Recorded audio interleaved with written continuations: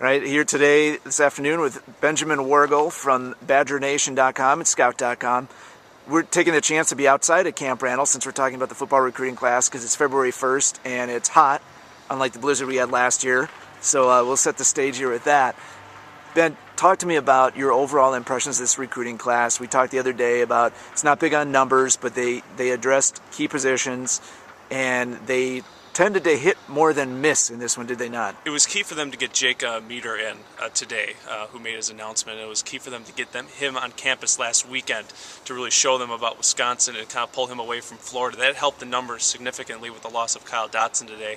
As we sit Wednesday afternoon, I mean, it's a class that's tied for 21st nationally in average star ranking with a 3.17 on a scale of 5. That's very solid. It's one of Brett's best classes. And you look at the numbers, 6 on offense, 6 on defense, and he addressed the main issues, which was the offensive line, get a guy like Dan Volz, Jake Meyer, which I just talked about, and Walker Williams in, and the secondary with a guy like Leo Musso, DJ Singleton, Hugs Etienne, and Reggie Mitchell on campus. That's key to hit those areas, and then obviously get a guy like Bart Houston who could be your starter for the opener. A guy like Vontae Jackson, who's the best running back in the state. Vince Beagle, the best linebacker in the state. Just a real overall solid class. It hits all the right notes for what Wisconsin needed to do with just about 12, 13 scholarships available. You mentioned the offensive line. There's an area where they really struggled with depth this year. Lose the two guys, Dotson and Denman, and Brett was, kind of candid about how he felt about them today in terms of, I gather he didn't think those were rock-solid commitments all along. I'll say, didn't he's painting it as that? He said something like they were just pieces of paper with a scholarship next to them, which was really eye-opening because he usually doesn't get into kids that have signed elsewhere. And he did mention Dotson a little bit, and you could tell that he was always leery with Kyle Dotson because Wisconsin stole him away from Ohio State at the 11th hour at the time, and then Bielema knew there was going to be some changeover at the Buckeye staff, most likely that Luke Fickell wasn't going to keep that job beyond this year, and they were going to make a big splash. Well, doesn't get much bigger than Urban Meyer, who's won a couple national championships and a couple BCS bowls in his tenure, and Dotson was one of their first people they attacked. And I do credit Kyle Dotson for reportedly calling Bielema today, telling him of his decision, saying he wanted to play closer to home. Obviously he's very close with his grandma, and Bielema said you can't fault a guy like that.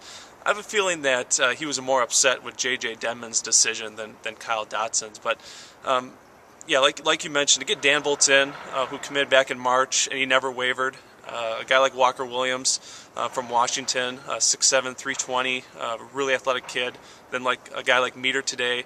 And Bielema hinted there's a couple guys out there, i.e. Jordan Diamond is still out there, and we're going to hear from him on Friday.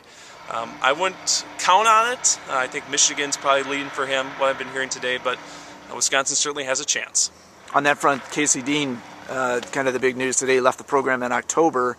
It sounded like he was butting heads with Bob Bostad too much. Bostad's gone to Pittsburgh. Isn't it? Yeah. Yes, and the door is open. He's not guaranteeing a spot, but you could talk about what kind of a bonus that would be if that kid's able to come back into the program. I would be very shocked if Kaycee Dean didn't come back in the program, especially if Jordan Diamond doesn't commit. Then you're going to have an open scholarship, and I think Kaycee Dean, who has established himself in this program, he started games at right tackle for this program, doesn't kind of work his way back in if he does what he needs to do. And especially with a void at right tackle, I think that that position battle between Kaycee Dean and Rob Havenstein is going to be very interesting as camp goes along. Kaycee was always a real athletic kid from Ottawa-Toma, Minnesota, a guy that did a lot of track. Obviously, Bielema said he's given up the silver ball and the floppy disk or something along those lines. So I think Kaycee being back is going to really boost this offensive line, a line that needs to replace 3 starters. And I think that to try to solidify that right side of the line with some experience would be to Wisconsin's benefit for sure.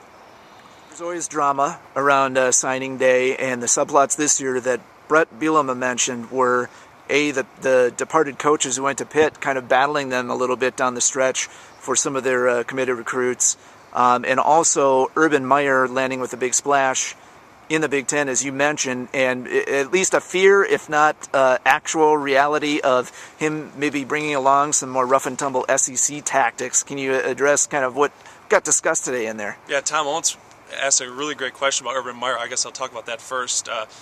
Bielema is still miffed about the Jacoby Brissett fiasco from last year, and understandably so. I mean, we don't exactly know all what has gone on, but Bielema knew that secondary rules were broken, and he wanted those addressed, and he kind of brought that back up today, that's still kind of, he hasn't followed up on it, but he knows it'll be eventually figured out, and the people that break rules will be held accountable for that. And so I would have loved to have been a fly on that wall for that phone conversation that Bielema said that he had with Urban Meyer, addressing some of his concerns. It'd be interesting to see what Urban Meyer's reaction to that was, but it's going to be tough now for Urban Meyer to a degree, because not only does the Big Ten not allow over-signing and will penalize for that, he's got to do with a reduction of scholarships now for the next couple of years. But Urban Meyer, give him credit, he turned a lot of kids to his program. He flipped a kid from Penn State, Notre Dame, Wisconsin. I know I'm leaving at least a school or two out. He did a fantastic job shoring up a signing class that's probably going to be in the top 3. Then obviously with Pittsburgh, with the amount of Wisconsin ties there now, Paul Chryst did what Paul Chryst probably should do if he's trying to build a program. He knows how good the walk-on program here is at Wisconsin, and he knows that Wisconsin was short on scholarships. So some guys that maybe a little bit under the radar that are deserving of scholarships in a normal year had to go with the preferred walk-on route, and he certainly tried with Leo Musso, with Jack Russell. He did succeed with Gabe Roberts, who was slated to walk on from New London. Got him on a full scholarship. So Bielema was in a jokey mood, saying that those guys are all still invited to his wedding, but it could be one hell of an after party when they're discussing all that stuff. But there's always a little bit of drama on signing day, but luckily for Brett Bielema and his staff, they didn't get any curveballs thrown their way. They actually got a commitment on signing day for the first time since 2009. Benjamin Wergel, thanks very much for your time. Follow all of his great insight on recruiting at BadgerNation.com.